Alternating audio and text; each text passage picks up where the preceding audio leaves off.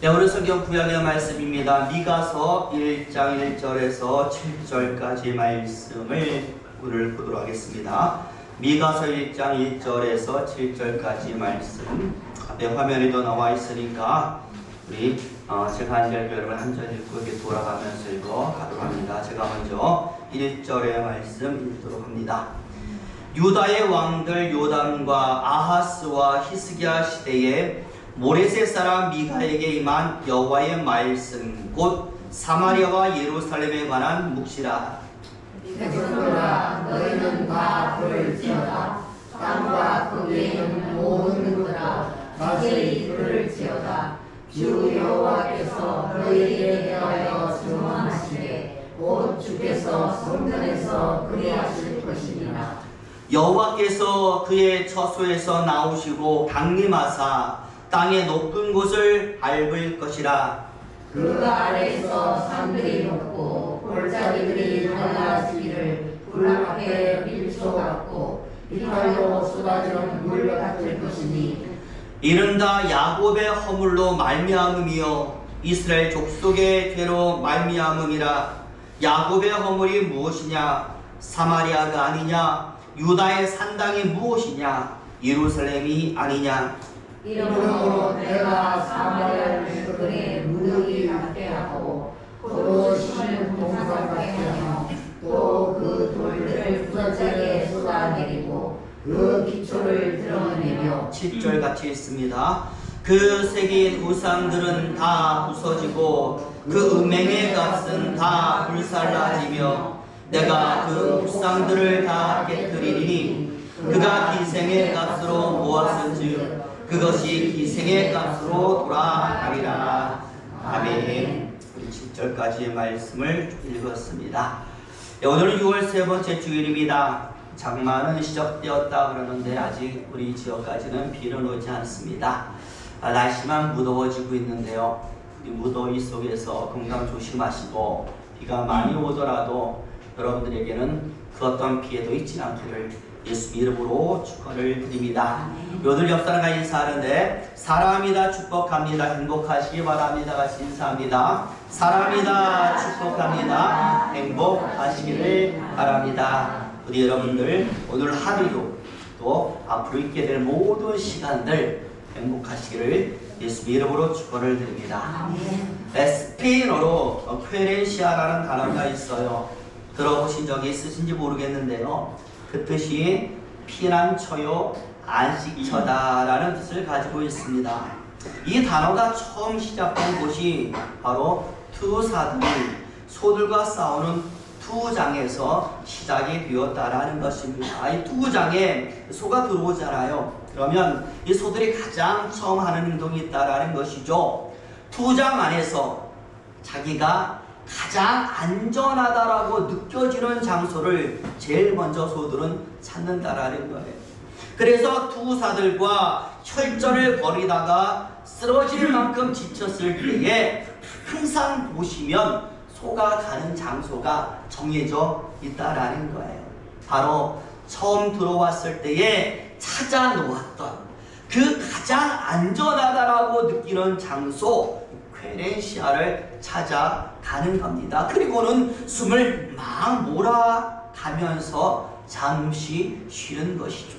그리고는 다시 싸우기 위해서 바로 여기서 힘껏 에너지를 모은 다음에 투사를 향해서 달려가고 또 지치면 그 피난처 퀘렌시아를 찾아가서 또 쉬었다가 에너지 충족하면 또 가서 싸우고 결국 모든 힘을 다 소진하면 그래서 마지막이 되면 자신이 힘들 때마다 찾아갔던 장소 바로 그 퀘렌시아에 와서 최후를 마치는 것.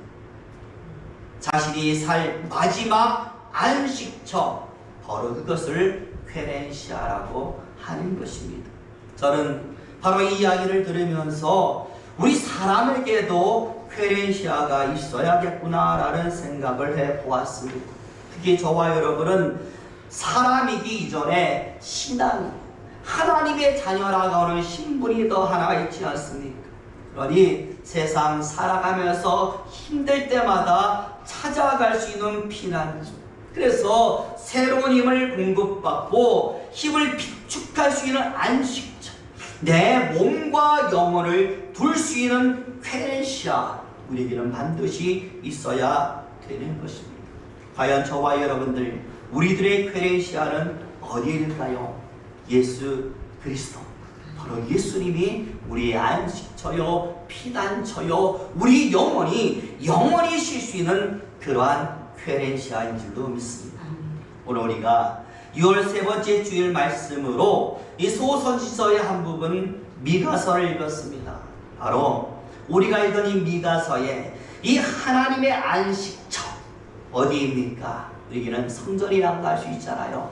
바로 그 성전과 관련한 말씀이 오늘 본문에 나오고 있습니다. 어떻게 보면은 굉장히 심각한 말씀이 될 수가 있고, 또 어떻게 보면 위로와 소망이 말씀이 될 수 있는 그런 말씀이 오늘 미가 선지자를 통하여 선포가 되고 있어요. 그래서 오늘 이 말씀과 관련해서 세 가지 사항을 우리가 순차적으로 한번 알아보도록 하겠는데요. 먼저 우리 본문의 말씀, 이 예언은 여러분 누구를 향한 말씀인가라는 것을 우리가 알아야 하는데요. 우리가 예전에 한 3년 전인 것 같아요. 새벽 예배 때 제가 미가서를 강의한 적이 있어요. 그때 제가 미가 선자의 주된 메시지가 무엇인지를 알려주었습니다. 많은 분들이 나오지 않았기 때문에 잘 알지 못하기 때문에 제가 알려드리는데, 이 미가서의 주된 메시지는요, 이스라엘 백성들의 좋지 못한 습성, 바로 그 습성을 비판하면서 그들의 그 좋지 못한 습성이 백성들에게도 전염되고 있는 현실을 선지자가 비판하며 지적하고 있는 내용이 바로 미가서의 내용이 되는 거예요. 이 죄라는 것이 한 곳에만 가만히 있으면 되는데 어느 한 곳에 나타나면 그 계속 옆으로 전염되어진다라는 거예요. 근데 이스라엘은 어떻게 전염되어지느냐? 밑에서부터 전염이 되는 게 아니라 위에서부터 타락을 하고 거기서 밑으로 다 내려서 전염되고 있다라고 선지자가 한탄을 하는 것입니다. 그렇지 않겠습니까? 여러분, 신앙인에게 있어서 가장 좋은 모습이 무엇이겠어요? 하나님이 우리에게 주신 많은 좋은 것들이 우리 안에서 밖으로 퍼져나가는 거예요.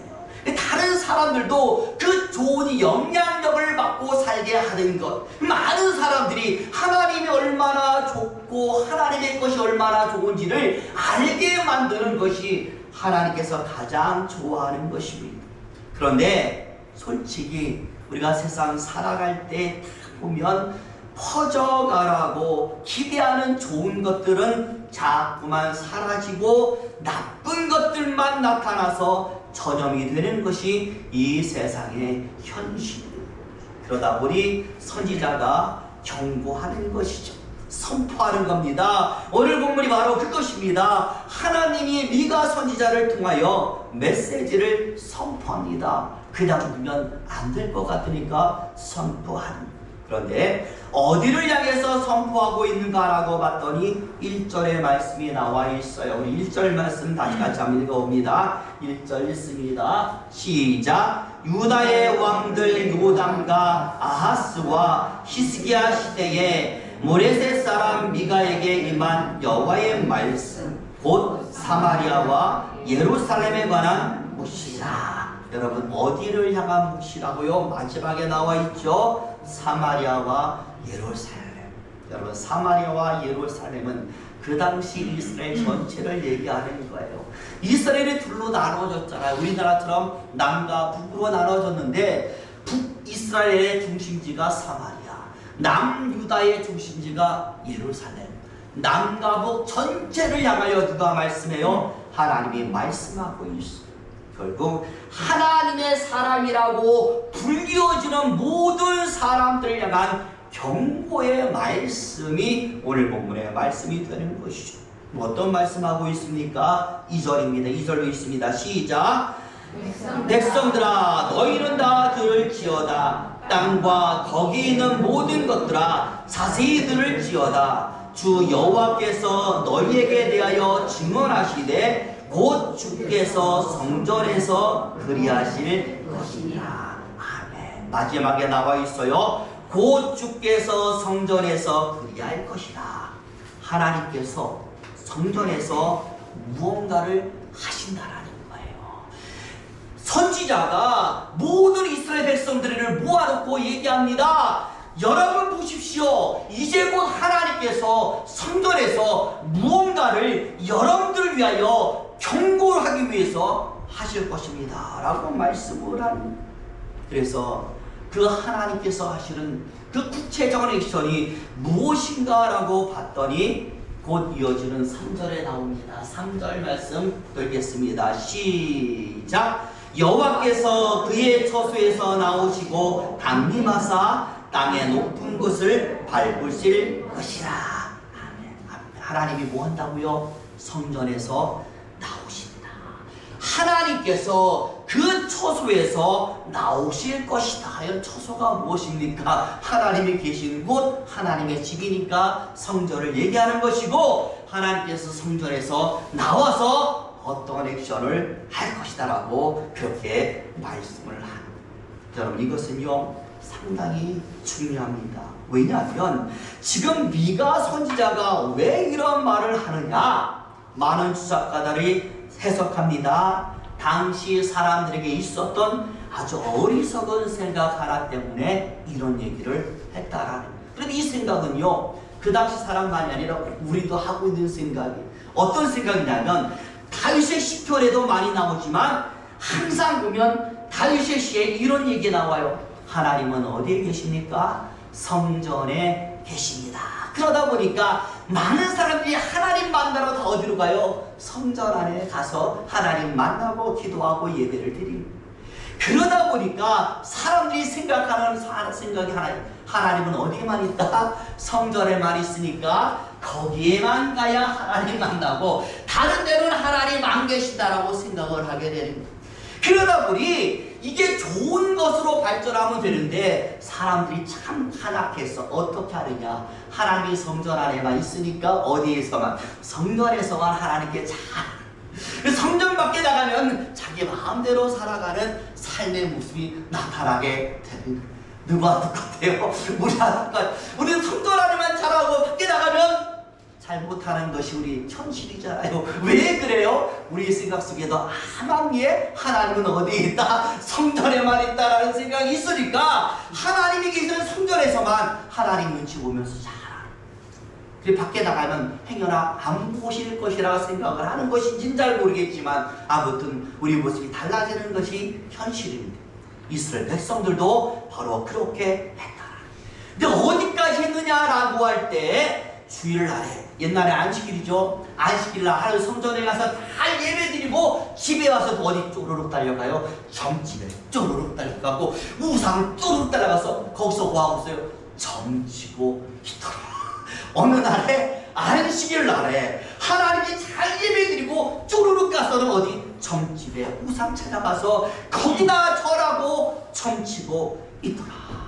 그러다 우리 하나님 얼마나 답답하고 그 모습을 바라보는 선지자가 얼마나 답답하겠습니까?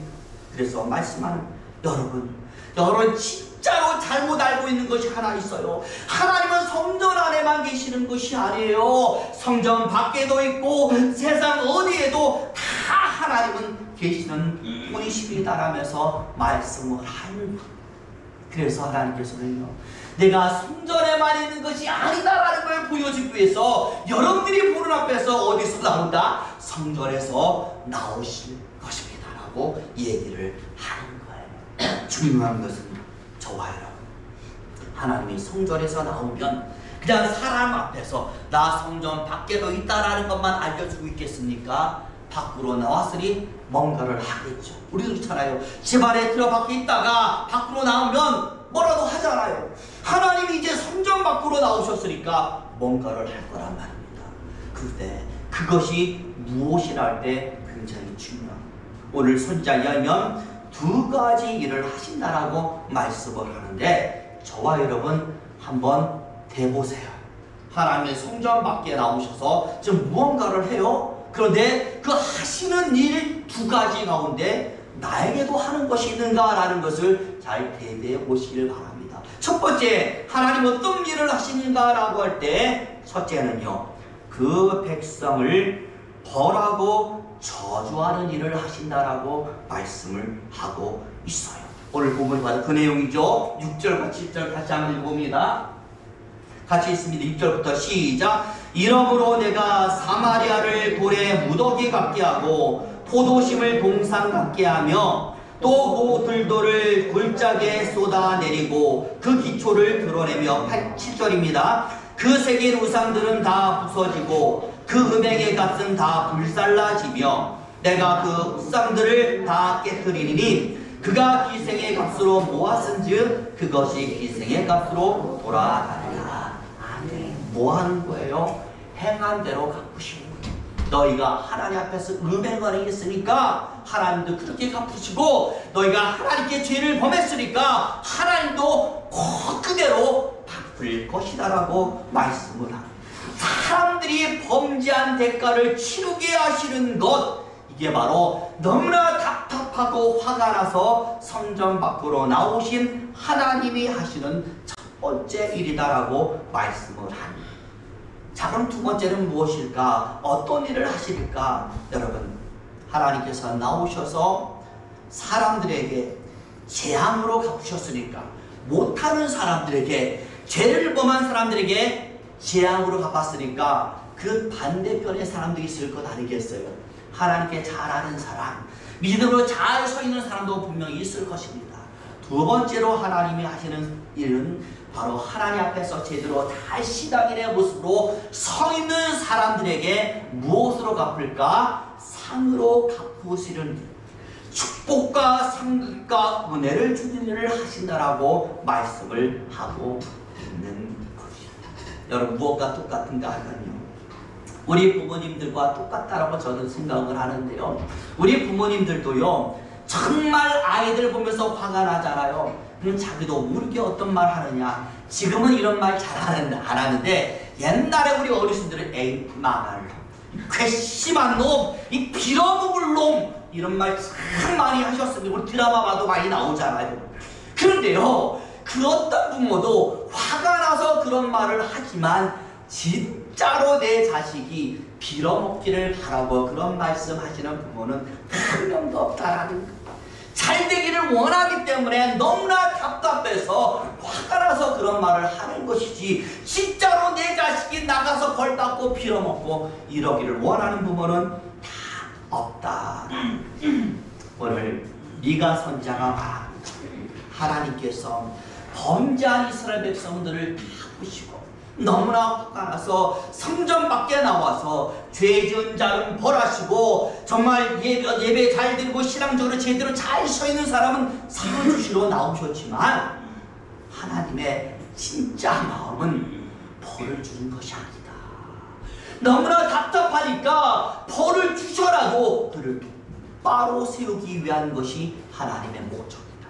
그래서 궁극적으로 그 사람이 뭐 받도록? 축복과 은혜의 삶을 살도록 만들기 위해서 하나님이 뭐하러? 직접 작업하러 나오신다라고 말씀을 하고 있어요.